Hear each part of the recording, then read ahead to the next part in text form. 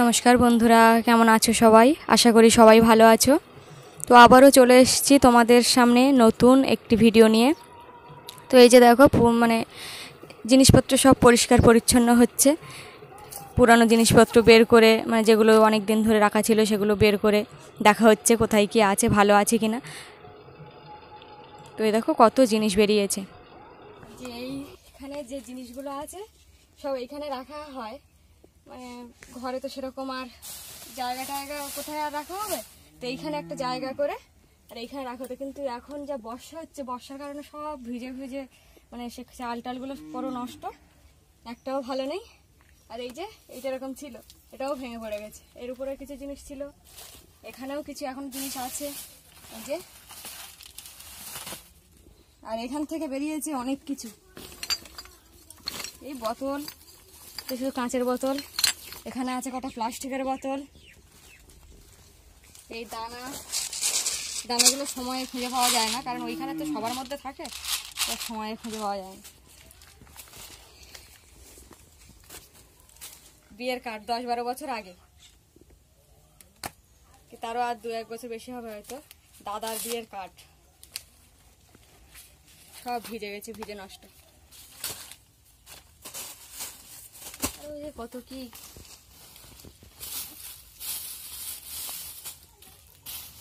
এই জাল সব গুছিয়ে রাখা।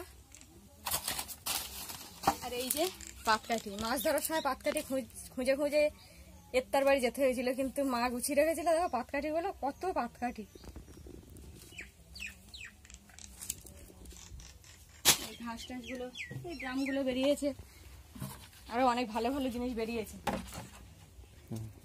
এই যে ওখান থেকে জিনিসপত্র বের করার সময় এগুলোও দেখি ওখানে ছিল, যে কত গ্লাস আর কত প্রসাদের থালা।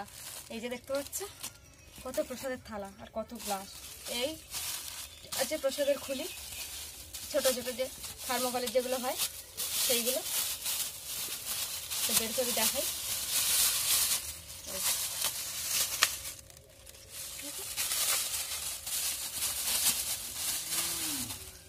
এই দেখো, এগুলো কি বলো তো তোমরা?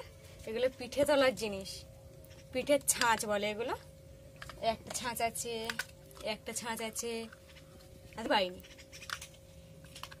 একটা ছাঁচ আছে। মানে ওইখানে ওই ছোট জায়গায় এত জিনিস রাখা যে খুঁজেই পাচ্ছিলাম না। কিন্তু দেখো ছাঁচগুলো কি সুন্দর, বিভিন্ন রকম সব। এটা গোল, এটা একটু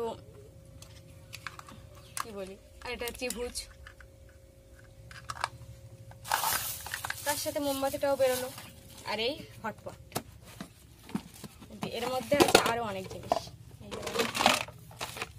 এই প্লেট, দুটো বাটি, স্যুপ খাওয়ার চামচ, ঠিক আছে, কত জিনিস। কি সুন্দর এই জিনিসটা না?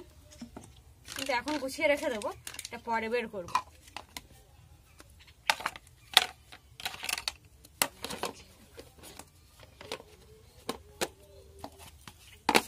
এটা ছোট দিদিই ছিল।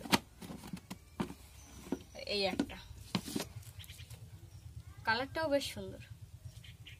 এটা হটপট, এটা রুটি বা যখন তরকারি ফ্রিজেও রাখা যাবে, অসুবিধা নেই।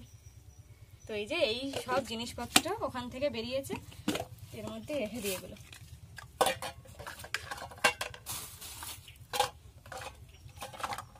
তাহলে একটা জিনিস পেলে সব জিনিসগুলো পাওয়া হয়ে যাবে।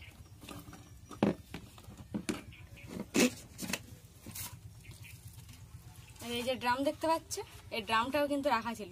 দেখো কি সুন্দর না, ড্রামটা গোল আর বেশ সুন্দর দেখতে, বড়ও আছে। তো যে কোনো জিনিস রাখা যাবে ভালো, তেল বা দানা, সর্ষে, যাই হোক না কেন। এই যে বন্ধুরা দেখতে পাচ্ছ একটা মেটে, আর এগুলো কিন্তু এই দুটো পাতি, সব এগুলো পাতি, দেখেছো? এগুলো কেনা, হাতে বাড়িতে বোনা নয়, এগুলো কেনা। আর একটা ছোট মেটে, ওটা বড় আর এটা ছোট।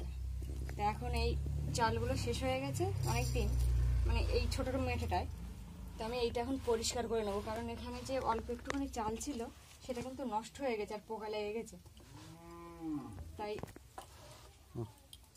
এই যে দেখো, এইটুকুই চাল, কিন্তু এর মধ্যে অনেক পোকা আছে। আর চাল থাকলেই এই একটুখানি চাল থাকলে, ব্যবহার না হলে জায়গা করে নেয়, একজন দুজন করতে করতে অনেক হয়ে যায় পোকা। তো যাই হোক এখন পরিষ্কার করে নিচ্ছে এগুলো। আর চাল আছে বস্তায় ওই ঘরটা, ওপাশে একটা এই আমাদের চালের বস্তা রাখা, আর এই বস্তার এইটুকু আছে চাল, বস্তা এগুলো পেটি বলে, বস্তাগুলো ছোট ছোট, এগুলো বেশ বড়।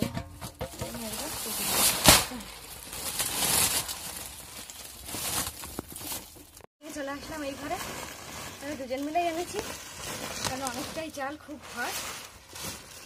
আর বাড়িতে ঢোকাতে গেলে তো গামলায় প্রথম ঢেলে,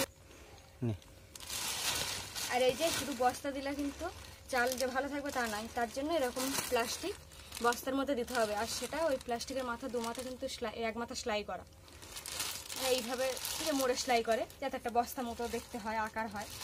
তো সেইভাবে সেলাই করে বস্তার মাপেই কেটে আর এই চালগুলো এইভাবে রাখা। তো এইভাবে রাখলে কিন্তু চাল ভালো থাকে এনাতে। আর এতে বড়ি দেওয়া হয়, যে ছোট ছোট গুড়ি গুড়ি রাখি, চাল একদম পরিষ্কার তো হচ্ছে।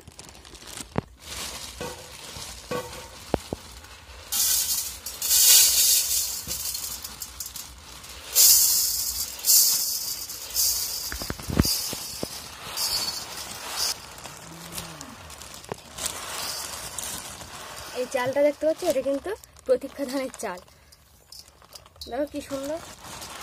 আর যে দুটো বস্তা দেখলে ওর থেকে একটাই আছে। আর এই চালগুলো দেখতে হচ্ছে, এগুলো কিন্তু কেনা নয় বাজার থেকে, এগুলো ধান, বাড়ির ধান বাড়ি সেদ্ধ করে আর এই চালটা তৈরি করা। আর যদি বাজার থেকে কেনা হয় তো সেগুলো তো আর এতটা ভালো হবে কিনা, পুষ্টিকর হবে কিনা সেটাই সন্দেহ, কারণ বাজারে সব তো ফ্রেশ চাল বিক্রি হয়। পুষ্টি বাদ দিয়েই এইভাবে আস্তে আস্তে চাল ঢালতে হবে, না হলে দুপাশ থেকে পড়ে যাবে। এই জন্য দুপাশে হাত দিয়ে রেখেছি আর অল্প অল্প করে চালটা ঢেলে নিচ্ছি।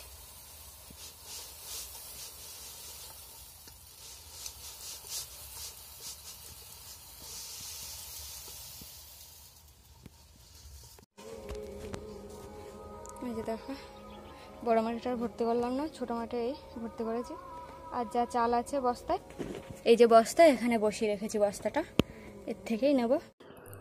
তো চাল রাখার কাজ শেষ করে এবার চলে এসেছি মুরগি ঘরের দিকে।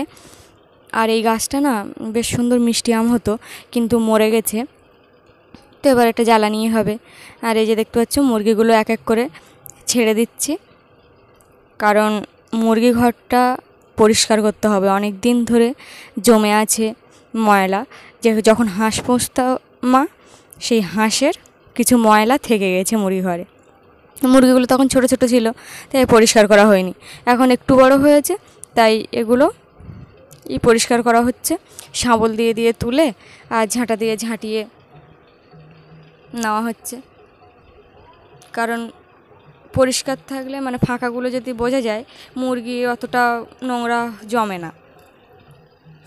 আর হাঁসরা ফেলে না পা দিয়ে, কিন্তু মুরগি কিন্তু পা দিয়ে ফেলে আর কি, সেই কারণে অতটা থাকে না। এই দেখো আমি শাবল দিয়ে দিয়ে তুলছি, অনেকটা চিট হয়ে গেছে। আর তার কারণে হচ্ছে কাঠগুলো, যে তক্তাগুলো, সেগুলো নষ্ট হয়ে যাওয়ার প্রায় হয়েছে।